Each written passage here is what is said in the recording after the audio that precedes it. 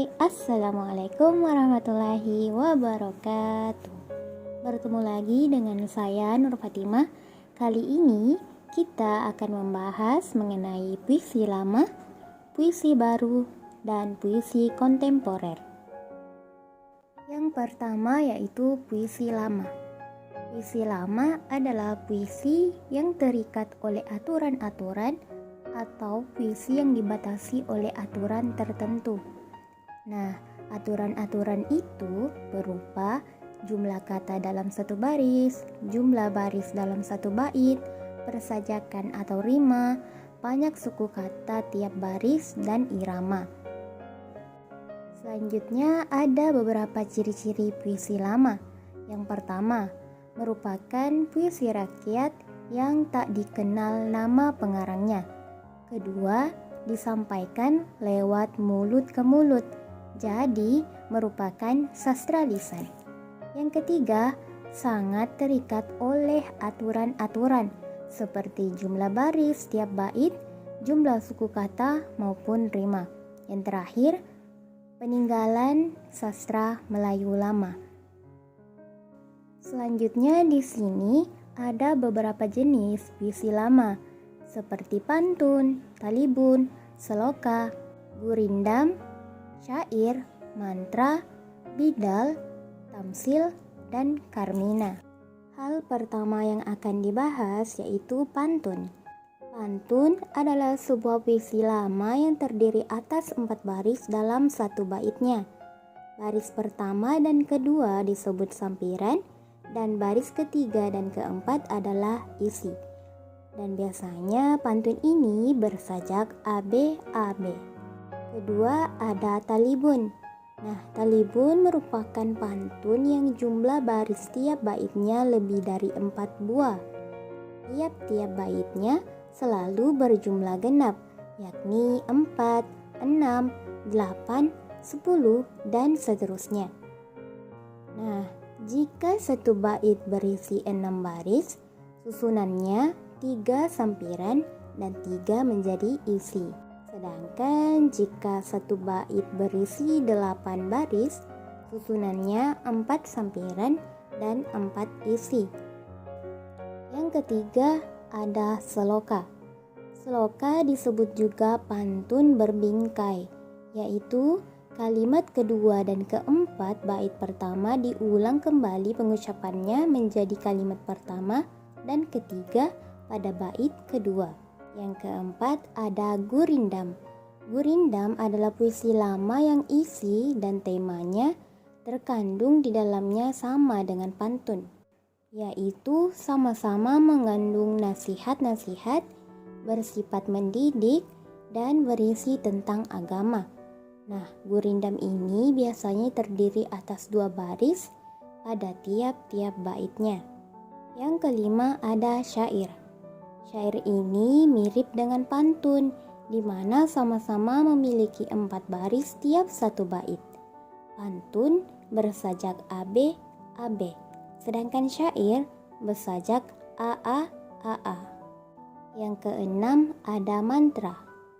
Mantra adalah karya sastra lama yang berisi pujian-pujian terhadap suatu yang gaib atau yang dianggap keramat.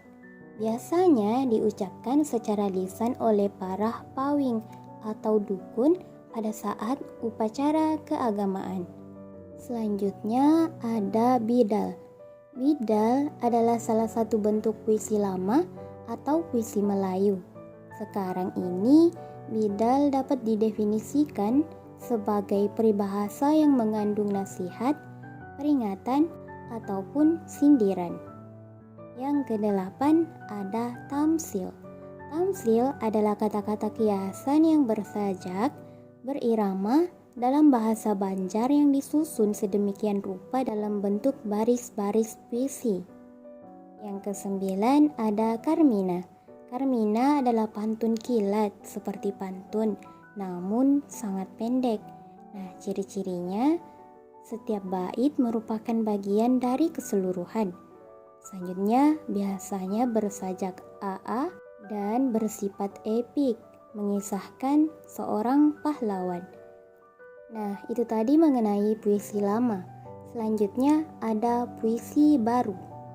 Puisi baru merupakan suatu jenis puisi modern yang sudah tidak terikat lagi oleh aturan-aturan atau disebut secara bebas oleh sang pengarang. Nah, puisi baru bentuknya lebih bebas daripada puisi lama, baik dalam segi jumlah baris, suku kata, maupun rima. Ada beberapa ciri-ciri dari puisi lama. Yang pertama, bentuk puisi baru rapi serta simetris. Yang kedua, mempunyai sajak akhir, yakni sajaknya teratur. Yang ketiga, sebagian besar puisi baru terdiri dari 4 seuntai. Yang keempat, tidak terikat pada sebuah aturan, baik itu dari segi baris, suku kata, dan rimanya. Semuanya bebas. Yang kelima, dibuat atas dasar kemauan sang pengarang puisi atau penulis. Yang terakhir, tiap barisnya terdiri atas sebuah gatra atau kesatuan sintaksis, saling berhubungan, dan setiap gatranya terdiri atas 2 kata. Nah, selanjutnya di sini kita akan membahas mengenai jenis-jenis puisi baru. Pertama ada menurut isinya. Di sini terdapat balada. Balada merupakan jenis puisi baru berisi mengenai sebuah alkisah atau cerita tentang sesuatu atau seseorang. Yang kedua, ada romance. Nah, romance ini merupakan jenis puisi baru yang berisi tentang sebuah luapan perasaan cinta, kasih, dan sayang. Yang ketiga, ada himne. Himne merupakan jenis puisi baru yang berisi mengenai sebuah pujaan untuk Tuhan, tanah air, ataupun pahlawan. Selanjutnya ada epigram. Epigram ini merupakan jenis puisi baru yang berisi mengenai tuntutan atau ajaran hidup. Selanjutnya ada ode. Ode merupakan jenis puisi baru yang berisi mengenai sanjungan untuk orang yang telah berjasa. Selanjutnya ada eligi. Eligi merupakan jenis puisi baru yang berisi mengenai ratapan tangis atau kesedihan. Yang terakhir ada satire.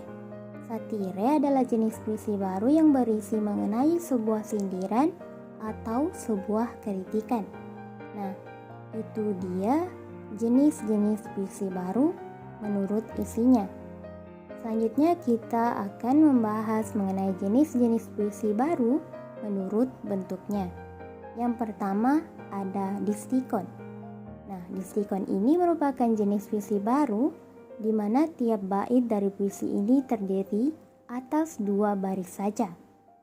Yang kedua ada terzina.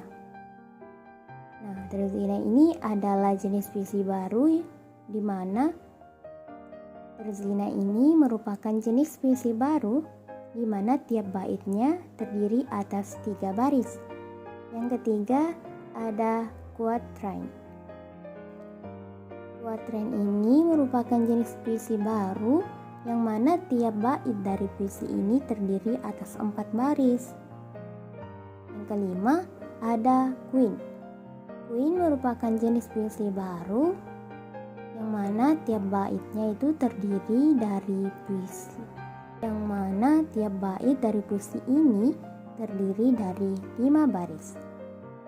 Dilanjut ada sektet. Sektet itu puisi baru yang tiap baitnya terdiri dari 6 baris. Selanjutnya ada septime. Selanjutnya ada septime. Nah, septime ini adalah jenis puisi baru yang tiap baitnya terdiri atas 7 baris. Dilanjut ada oktav atau stanza. Nah, jenis puisi baru ini memiliki tiap baitnya terdiri atas 8 baris. Yang terakhir ada soneta. Soneta adalah jenis puisi baru yang baitnya terdiri dari 14 baris yang mana terbagi menjadi 2. 2 bait pertama masing-masing terdiri dari 4 baris dan bait keduanya masing-masing 3 baris. Itu dia jenis-jenis puisi baru menurut bentuknya. Baiklah, kita telah membahas mengenai puisi lama dan puisi baru. Dilanjut mengenai puisi kontemporer. Karya sastra kontemporer adalah karya sastra yang inkonvensional atau menyimpang dari pola karya sastra pada umumnya. Nah, puisi kontemporer ini berarti puisi yang dibuat dan diterbitkan pada awal tahun 70-an hinggalah sekarang. Bentuk puisi kontemporer ini menyimpang dari puisi-puisi pada umumnya, dan tentunya cara memahami maknanya pun akan berbeda. Bentuk puisi yang lebih mementingkan bentuk, grafis atau fisik atau bunyi untuk mengungkapkannya, serta melibatkan perasaan penyairnya. Ada beberapa ciri-ciri dari puisi kontemporer. Yang pertama, tipografi unik.